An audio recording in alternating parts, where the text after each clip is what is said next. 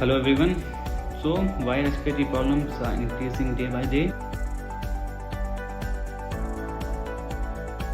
So why HMV virus in the news? It's a single-stranded RNA virus which causes upper respiratory and lower respiratory infections, normally flu-like symptoms, but when it is severe it causes pneumonia and respiratory failure. So how HMV virus spreads? It mainly spreads by respiratory droplets from infected person and contaminated surfaces.